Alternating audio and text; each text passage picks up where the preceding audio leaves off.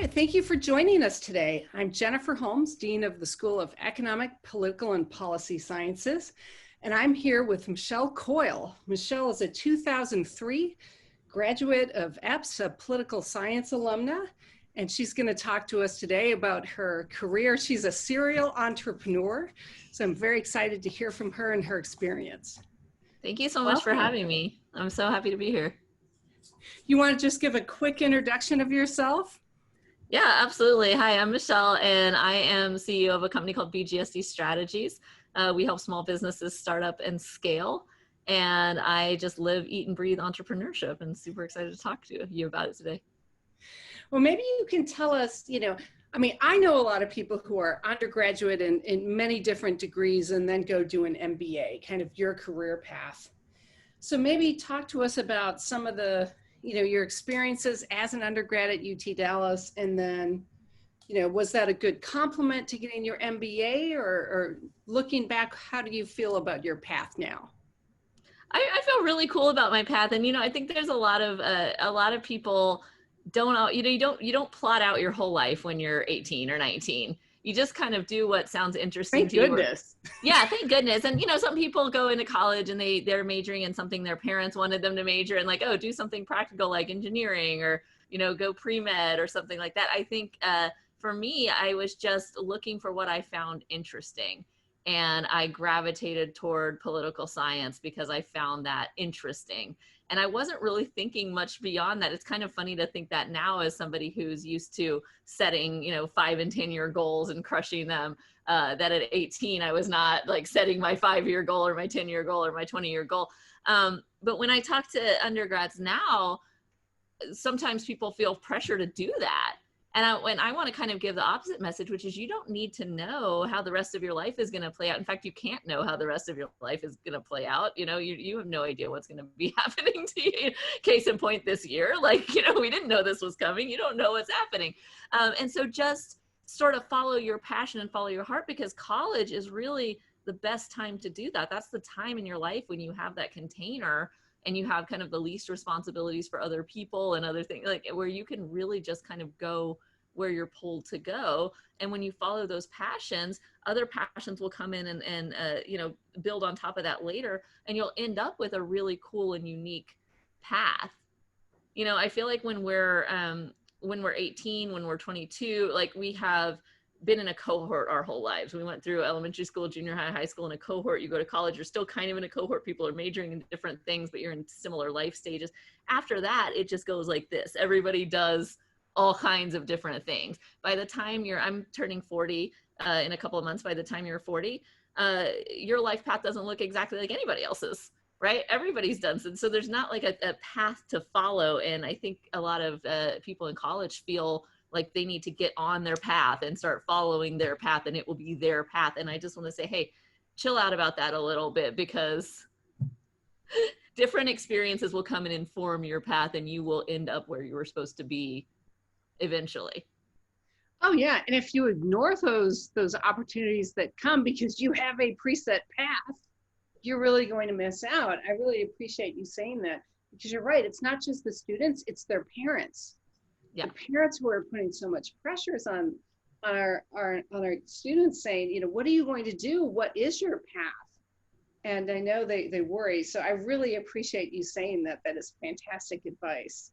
Well, it's interesting to come from the perspective of being a parent now too. So, like you said, I'm old. I graduated 2003. I have a 14-year-old son. He's in high school, and we're actually starting to think about college and that kind of thing now for him. And I get it. So, like, as much as we can say, oh, parents, don't put pressure on your kids. Now that I'm the parent, it's like, okay, understand. So anybody watching this that's got parents that are doing that, understand that your parents just want you to be happy, and they just want you to have a nice life. And so even when they're being annoying, or they're pressuring you, or even like in an unhealthy way, or they're not really respecting your boundary, they're just trying to get you into a place where you'll be healthy and happy. It comes from a good place in their heart, Well, my son, who just turned 20, I hope he doesn't see this, because he's to say, you're guilty of this. You're the worst. A hypocrite. Yeah. Absolutely. Absolutely. It's hard. I mean, I remember when I was a college student and graduating, I had, I didn't really know what I was going to do. I'd applied for graduate school. I'd applied to do Peace Corps. I was looking at working for Anderson Consulting, which is now, something else.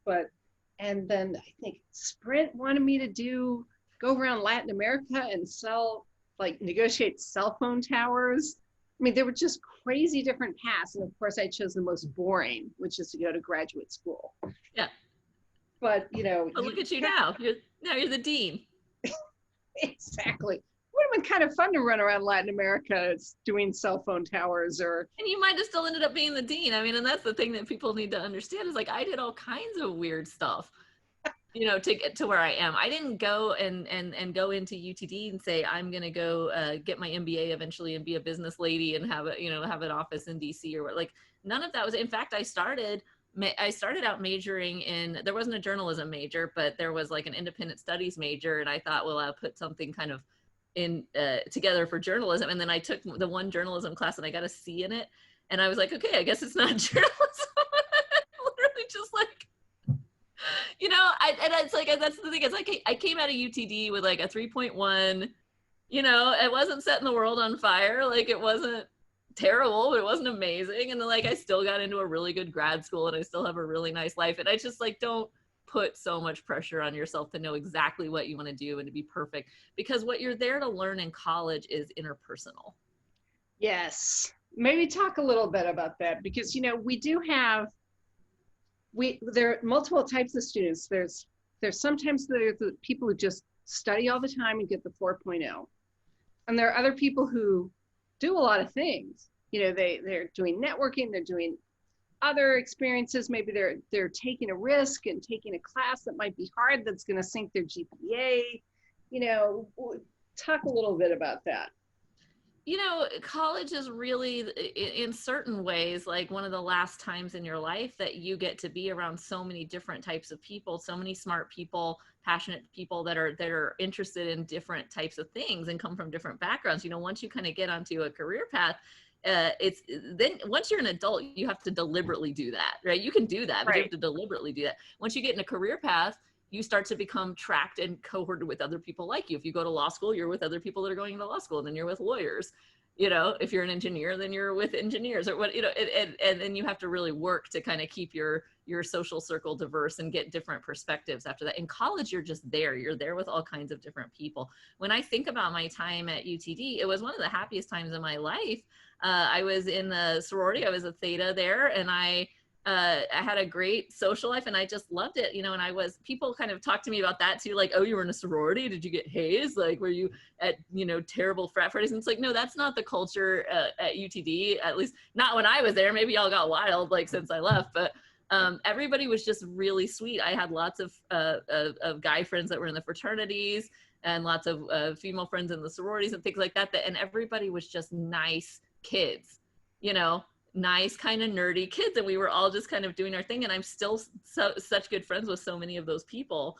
And I just remember like how much fun we had. I loved the culture there. At the time, we had the apartments, and the culture was like everybody just left their doors unlocked and just like came in and out and like hung out. You'd walk out of your bedroom and there'd be just like 5 friends chilling in your living room. And I love that. You never get that back, really. I'm not trying to say, oh, enjoy college because you never get it back. But like, there are certain aspects, that it's just, you have this openness and this access to each other and to other people, that once people become adults, they go off, they get married, they have children, they have their own families, and you don't get, you still have your friends and you still get to go to dinner or whatever, but it's not that same like immersive, we all get to be together all the time. And as an extroverted person, I loved that. I cherished that. That really nurtured me socially there, and really helped me get through, what's always an interesting transition time about being on your own, being an adult for the first time.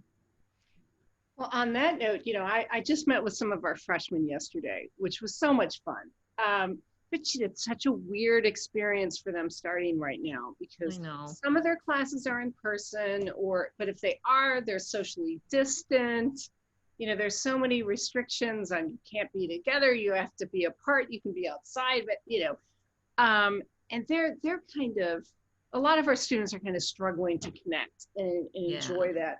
Do you have any, because you are an extrovert, you've got your own YouTube show, you've got a lot of things going on. What advice would you give them on how to connect in this kind of pandemic reality where we're stuck in for a little bit more? You know, it's so hard. I feel so bad. The first thing I want to say is like, look, it's just a little while longer. Like, I really think, you know, in 6 months we'll be in a much, if we're not all vaccinated, we'll have like, we'll see the light at the end of the tunnel. And I know when you're 18, you know, 6 months seems like a really, really long time.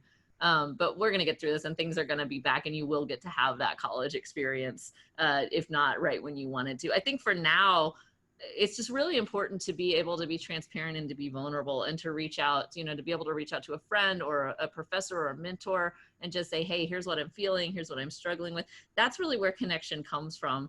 And hopefully you're connecting with someone else who can do the same for you and say, I get it. I've been having a hard time too. This is hard for all of us. And like, let's talk about that, you know, and it's okay. One of the things that I've been trying to do the last few months is just be extra connective.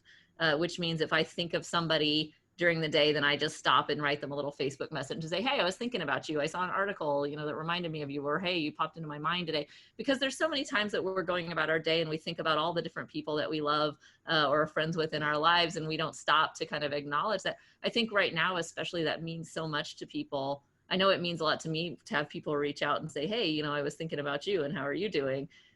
So just going out of your way to even do that more than you normally would right now, because these virtual connections are what we have. And then also being creative. You know, it's not like we can't connect. And we just have to be a little bit creative. So tonight, I'm really excited because here the movie theaters are letting you rent out the whole movie theater. Oh, wow. So for $250, we rented out the whole movie theater, and I'm splitting it with there's 7 or 8 friends coming. And we're going to distance. I mean, it's a whole movie theater and we're going to wear our masks. And like couples will sit together or whatever, but it's like, we just split the cost and we like rented the movie theater. So we're going to go to the movies and we're all really, really excited because we haven't done a normal thing, like go to the movie. You know, we're here in DC, we've been really locked down. And so my best friend texted me this morning and she's like, I can't believe this, but I'm getting teary about the fact that we're going to the movies today.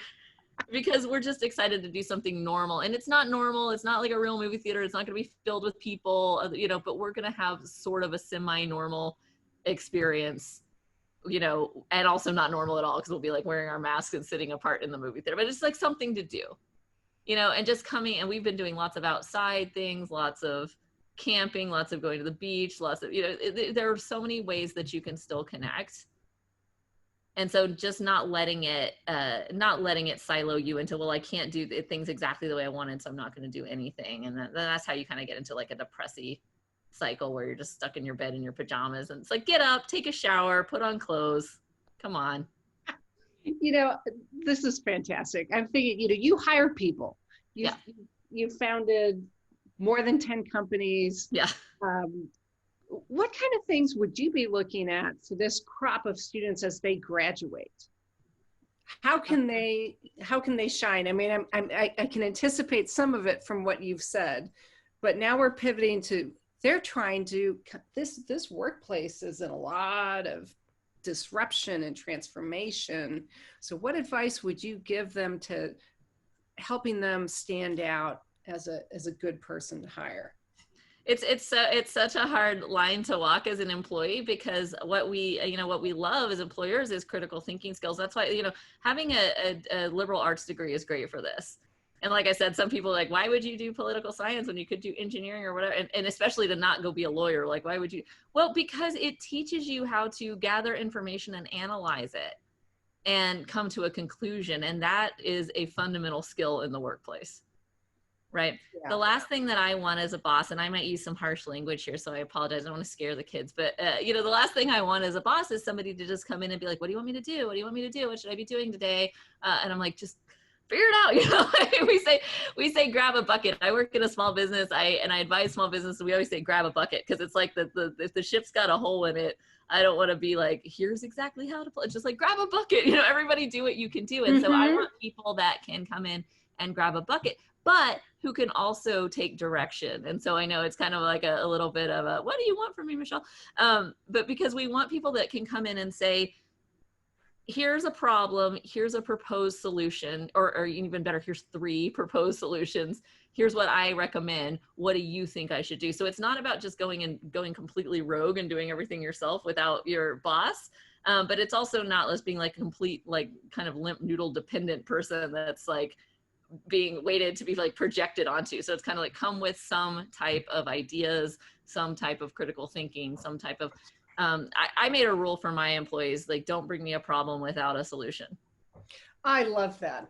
I love that. I've used the same type of thing when, if I have an issue to address with my boss, you're right. You don't want to just come complain. You want to say, here's a problem. Here are 3 solutions I've come up with.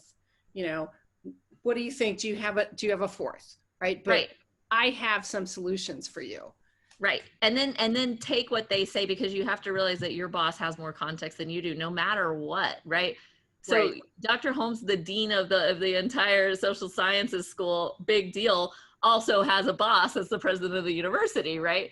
President Absolutely. Of the university sometimes has more context than Dr. Holmes, right? So even though you're a big bad boss, you've still got a big bad boss. And so you've got to be able to. My boss has a big boss. And your boss has a big boss. And then there's the donors and, alumni, like maybe one day I'll be like a super rich alumni donor, and then I'll be like the ultimate boss of, So I'll be like, you have to listen to me because I'm giving you all the money or whatever. There's always another boss. It's like Mario. There's always another boss. There's always another level with a bigger dated reference.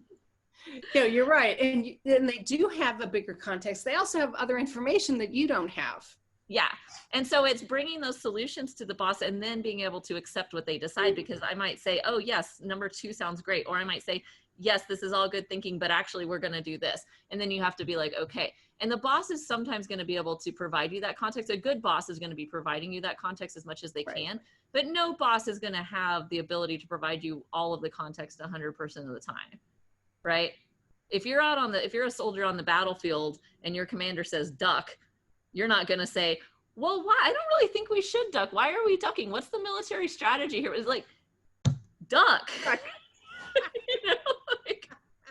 We're getting, so that's a silly extreme example, but you know what I mean? Sometimes you just have to be able to just kind of take direction and do it. But you want to be the kind of person that comes with some kind of structure, some kind of frame, some kind of spine. What I always advise undergraduates is, I don't like people that come with the Coming to America problem, like another dated reference. But Dr. Holmes, do you remember the movie Coming to America? Yes, I love it. It's so funny. Okay, let's tell them about it, because I know he's coming to America. Eddie Murphy is this prince in Africa, and everything is done for him. And, he, people feed him and shave him and whatever. And in this scene, he's about to get married in a arranged marriage, and they bring the bride in. And he says, can I just have a second, like talk to her and make sure I want to marry her, and takes her off into a room. And he says, so what kind of music do you like? And she's like, whatever music you like, and he's like, what kind of food? And she's like, whatever food you like. And that's how I feel sometimes when I'm interviewing somebody right out of college, is they just want a job, and they just want a paycheck, and they just want that security, and they just want their parents off their backs. They can say, I got a job, I'm good. And so when I'm in an interview saying, hey, where are your biggest strengths? So like, where do you need me to be strong? What I mean?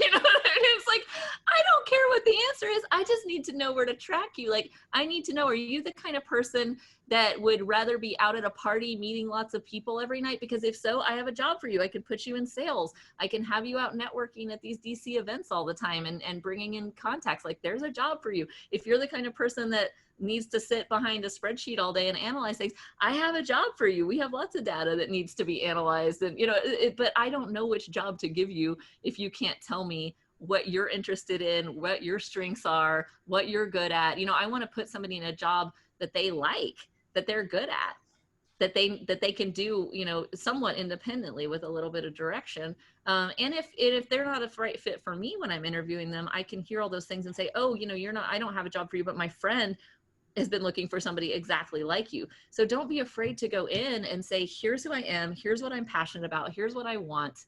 Here's where I want to be in a few years. They're always going to ask you where you want to be in a few years. Have that ready. And it can change.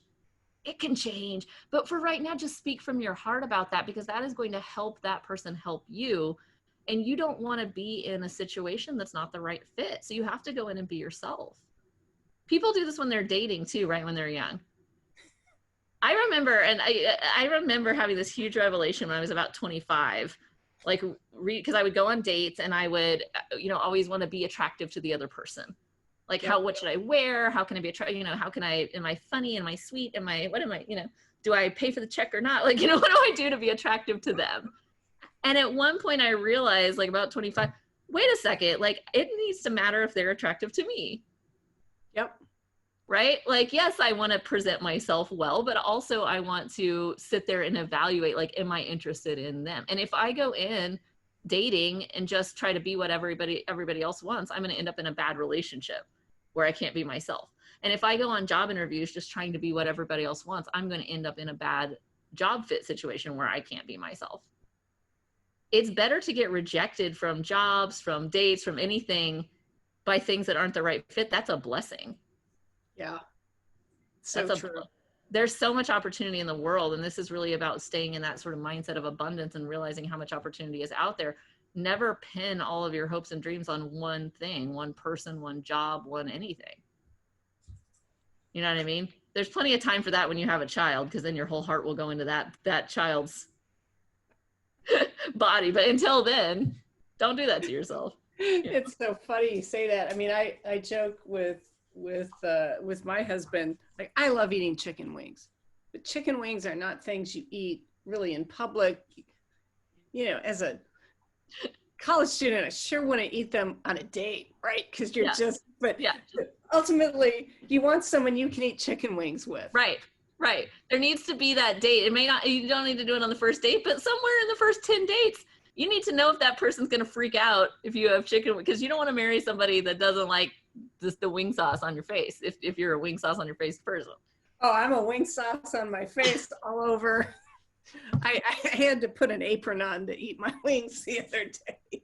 And you found somebody that loves you for it. You know what I mean? Absolutely. Good advice. So you're so innovative. You take risks. How did you go from UT Dallas to Dartmouth MBA? Oh my God, it wasn't that long in time, because I left UTD in 2003 and I started Dartmouth in 2007. But those 4 years, it felt like were like decades, because there's so much that happened. What did I do? Okay, I packed everything up in my car after college. Let me back up. I got an Archer fellowship.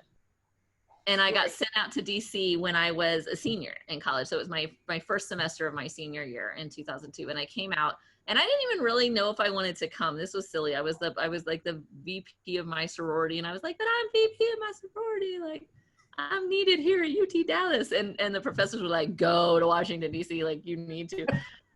This is you. And I was like, okay. I guess it's so funny. It's like, Kat Murray, who I'm still very good friends with, was the director of the Archer Fellowship at that time. And she came and almost like a sports scout, right? She was just like sitting in class watching us. And she was sitting in Dr. Champagne's class, and we were doing, it was constitutional law, and we were doing some kind of like moot court, and we were playing Supreme Court justices, and I was playing Justice Stevens. And something about the way I played Justice Stevens, like, she liked it. And she was like, you. And she like hand plucked me and said, you need to do this. And Dr. Harpham and Dr. Champagne were very, instrumental in that as well. And they all kind of convinced me that I needed to go to DC. And I didn't know what, so I get the Archer Fellowship, and then you got to get an internship. And I'm calling around, and there were other kids, like you said, that know exactly what they want to do, and I'm an intern at the White House, and I was like, okay, I'm like a B student, I'm in the sorority, I'm having fun. All right, send me to DC, cool, sounds good. I should mention that my ADHD was fully unmedicated at this point, fully undiagnosed, fully unmedicated. So I'm just like, all right, send me. And I get on the phone with Margie O'Mara, who's still a good friend with mine, and just because she's a Texas X, so the Texas X's have a whole club here in DC. And Margie went to UT Austin. And so somehow I end up on the phone with Margie. Now, Margie's a political pollster. And she actually has an awesome podcast called The Pollster, so I'll just plug that if you guys like nerdy things. They talk about all kinds of stuff. But like good now, especially after this. Oh, it's awesome. She partners with, she's on the Democrat side. She partners with the Republican, and they go through all the polls and talk about, and there's some pop culture stuff. It's cool. Anyway, I get on the phone with her and I'm like, what do you do? And she's like, oh, political polling, math, spreadsheets, whatever. And I was like, that sounds boring. What else is there? You know? And she's literally like, well, there's a guy sitting next to me, Julian, and he makes political ads for TV. And I was like, now that sounds interesting. And so she literally passes the phone. This is not like even cell phone era, right? This is like some kind of cordless phone, you know. She passes it to the guy at the next desk and he's like, hello, he's British, you know, he gets on the phone with me. And I'm just like, yeah, I'll come intern for you. And I did, and they were in this big co-working space. This was like the first co-working space that ever existed, I'm pretty sure, you know, in DC, 2002. And it was called the Affinity Lab. And they just sat next to each other. And I came there and I just started learning how to make political ads. I learned about editing, sound, you know, production, sound, and just got so, it was so interesting. It was creative. It was really cool. We got to do a couple of things in that internship that were very pioneering at the time. It sounds funny now, but like we did the first big viral political flash animation for the DNC, crashed the DNC servers, and like seeing that happen, seeing it get talked about on the news the next day, I was addicted. I was like, all right, this is amazing. Like stuff I do actually gets on the news. Like, are you kidding me? This is awesome. And so I ended up doing that. I came back to UTD and I got like a job in Texas right after college. And so this is a great example. I got a job, you'll love this. I was the like receptionist for a Comcast ad sales office. Oh, wow. Yeah. And so my job was like to come and make the coffee and sit at the front desk and deal with like the UPS guy and sort of like make PowerPoint presentations for salespeople that were selling cable ad time. And I lasted about like 3 months at that job, which is terrible. I feel terrible. I feel terrible for the boss. Like one of my sorority sisters like got me the job with a family friend or whatever. And then I just like, you know, like a jerk, like a entitled millennial 22-year-old jerk was like, thanks for this, but I'm bored. It's been 3 months. And I'm leaving, and I came back to DC and I packed everything in my car. I was engaged at the time too, to a guy I had met at UTD. Don't get engaged in college. I'm sorry. I know you're in Texas and people do it. Don't do it. Anyway, I was engaged to a guy. I was like, you know what? I don't want any of this. I had $1,000 in my bank account, which seemed like all the money in the world at the time. It was like all I could save. And everything in my car, and I just drove out to DC. I like broke off my engagement. I, you know, found a room in a house with a billion other people for like $300 a month, way out by Tyson's Quarter. And I just started waiting tables at the On the Border, and I started interning, and I got an internship for Hillary Clinton's PAC. Oh, wow. So it was Hill PAC. Was it paid or unpaid? It was paid, not very much. It was paid $6.50 an hour. Okay. And I talked them up to $7.50 an hour. And I believe that works out to something like $14,000 a year in Washington, D.C. Now, even in 2003, this was not enough money to live off of. Hence the On the Border job.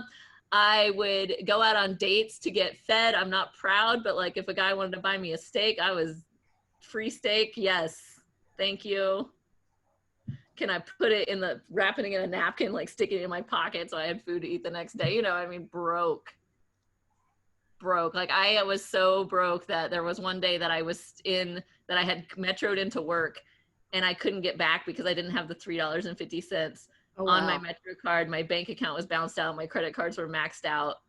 And I like stayed on a friend's couch, and the next day my paycheck hit and I went to the Express in Union Station, bought a new shirt so that I could go into work with a different shirt on. Wow. That's how poor. I'm scaring them. I'm sorry. And I'm really rich. It's okay. I ended up rich. It's fine. You know, but this is it. I mean, I think you didn't stop. You didn't stop. No, right? and I am a proud and competitive person, and thank God, because the last thing I was I didn't grow up with any money, right? I didn't have the kind of parents that they didn't send me. I mean, I got a scholarship. That's why I went to UTD. I got a full scholarship, and it actually paid a little bit of my rent and stuff like that. And I was waiting tables the whole time I was there. But I was not the kind of person whose like parents were sending me a check. And when I got to DC, I was kind of naive about that, because at UTD, a lot of people are like that, right? A lot of people are waiting tables, working their way through college. Right. Like that's normal. And then I came to DC and I was like, wait a minute, the rest of you are like, your parents are like just writing you a rent check. Like you're 23, like what the hell? Like, you know, cause I was just raised 18 and out. Right. And that was it. And so I was not going to go home with my tail between my legs and go back to Dallas or go back to Oklahoma where I'm from and be like, I couldn't make it in the big city.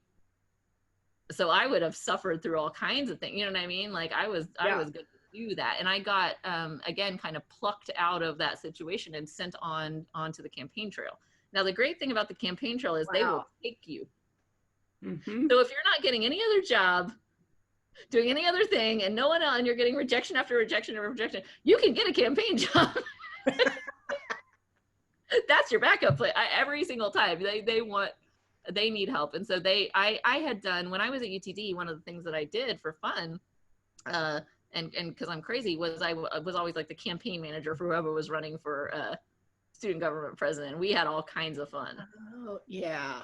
Doing that, you know, I mean, and it was the thing where like the other team would be putting up flyers on all the apartments. And so you'd have to go out 5 minutes later and put your flyers on top of their you know, just like silly games. And I love that. And I had that on my resume, you know, and somebody looked at that at a Democratic Gain job fair and said, if you can organize campus, you can organize a county. I'm sending you to Iowa. I said, okay. Got back in the car, drove to Iowa. And they pay your expenses? No. Oh, no. Okay. No, they do not. Oh, geez. No, I went to Iowa. I worked for the Dick Gephardt campaign. I got paid $100 a month. My cell phone bill was $700 a month because it was back when you paid for roaming. Oh, geez. And the campaign would send me emails saying, hey, you need to donate to the campaign. I lived on the floor on an air mattress with a bunch of other dudes that were living on the floor on air. We had a PVC pipe shower. It was an amazing time. But I was on that campaign. You're so close with them. I was on that campaign with people that are like big deals now. Lucinda Gwynn was on that campaign with me. She runs the DCCC now. Like things like that. It's like you cannot replicate these experiences with people because you're in the trenches. And no, it's not super fun or glamorous at that time. But like I am bonded with these people in a way that like somebody else can't approach that person because now they're suspicious. They're like, oh, I'm a big, powerful person. I'm important. What do you want? When you knew somebody back from the campaign trail, when like none of you had gotten, you know, haircuts or eyebrow waxes in 6 months and you've been sleeping on the floor and wearing the same clothes and eating Burger King for, you know, that's a bonding experience. And you know that person very well and they know you very well. And so no matter what happens in the rest of your life, you have that experience together. That's what college is for. That's what grad school is like.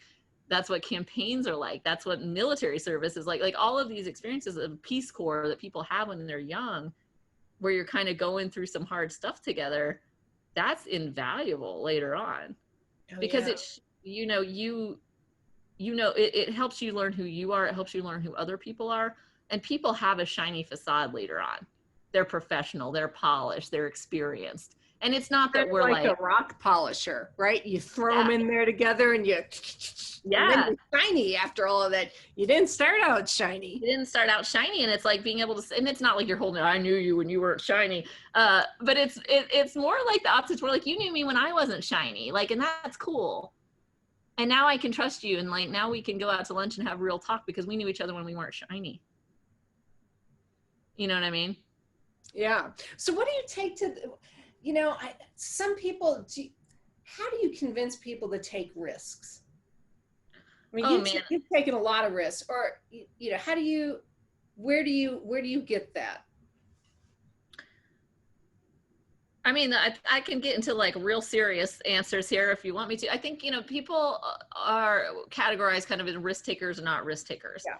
That comes from all of that stuff comes from. Hey, that's okay. We're all adults. It's college world. Oh, okay. Well, then don't. Yeah, you know, I'm a swearer. That's how you know you can trust. Everybody is projecting whatever like childhood traumas they had. I mean, just honestly. So people who can take a lot of risks are often people who were raised in a way that they felt very self-reliant, that they couldn't rely on other people, but like me and other people like me, we can take a lot of risks because we learn that we could rely on ourselves. Other people kind of get pathologized the other way. They have traumas where they feel very dependent on other people when they're growing up, and then they don't feel like they can take risks, so they don't feel, so some of this is a little bit innate. It doesn't mean that it's immovable, but you have to, if you want to be somebody who learns to take risks, you have to recognize where's the fear coming from that's stopping you from taking risks, and kind of deal with that at the root. Where's the trauma, and what's happening, and what are the stories that you have in your head that are telling you that you can't do this. I don't make people take more risks, but I coach people past fear all the time as somebody who helps entrepreneurs. And sometimes I'm on the phone with somebody or that's maybe wants to be an entrepreneur. It's just like, hey, this isn't going to happen. Like, you're cautious, you're a cautious person. That's okay. Cautious people make like great accountants, and we need accountants. The world is not like one type of person is better than the other. Yeah, it's the fit, as you say. You need a team of people with different skills, different perspectives, different risk tolerances. Right. But working on your risk tolerance is great and is worthwhile. And one of the things when I'm coaching people, try to pass their fear, people have two main fears: fear of failure, fear of success. Right.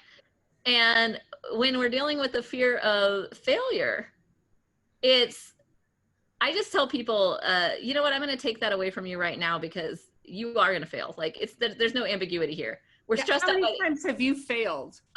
Every day. Every day I fail. I fail every day at something. And every time I fail, every day I fail, I learn. Yep. And I apply it to the next day. And I say, okay, I'm getting better. If I'm getting better every day, then I won today. If I learned a lesson today, then I won. I'm a winner. That's so great. I like to say, I have this little dark side to me. And even when it's really bad, it can always be worse. It can always be worse. Yeah. It can always be worse. So I'm the type of person where this year's been awful. So I've got, let's see. There's a little ornament that's a snowflake, but let's see. Since I'm the dean, I have to behave. An expletive. So it's expletive. Yes, I've seen this. I know what you're talking about. Yeah. That. So I got that for my family. 2020. Yeah. And there's another one that's a dumpster fire 2020. Yeah. And then there's this other little thing where it looks like some beautiful Asian porcelain, but they've got little monsters in it, and it's this kind of theme. It can always be worse. And, sometimes you just have to, even if it's bad, it can always be worse. And what are you going to do to get out of it, right? And you have to have that kind of resilience, that forward looking, the can-do attitudes, I like to say with my staff. I can't stand it when people tell me I can't do that. It's a banned word in my house. I don't let my children say can't. It's never a true story. So black and white stories like that are never true. The truth is always somewhere in the gray. With entrepreneurs, people come to me, no one will pay for this. Nobody will want this. I can't do this. And it's like, is that the true story, or what's the true story? Well, the true story is some people will pay for this and some people won't. Right. I don't know how to do this yet, but I could maybe figure it out. Find the true story in the gray area, and don't let yourself shut those doors with the black and white, right? Yeah. Absolutely. So let's see. I've had you for a while. Let me ask you the last. We got students graduating. We've got students starting in this crazy pandemic. There's so much transformation going out there. I'm going to say transformation and not crisis. So parting words of advice for EP students. Don't take it too seriously. It's just a phase in life. And there are many, many, many phases in life. You will do so many different and interesting things and have different interesting experiences, including this one. And that will inform the person that you become. And one day you will look back and you'll be 40, 50, 60 years old, and you'll say, wow, all that random stuff kind of coalesced into something cool and unique and different. You're right, because you have to be opportunistic, right? You don't know who you're going to bump into, who you're going to meet, who's, the friend of a friend, introduction, contact of a contact, and it could change everything. Life, it's a cliche, life can change on a dime. It can change on a dime in a positive way or a negative way, but you've got to be prepared to take those opportunities to pivot. take the time every day to get in touch with yourself and what you want and how you feel, and honor your own gut and your own feelings. And don't let anybody pull you in different directions. You know what's best for you. You're an adult. And you've got to go with your own North Star, you know?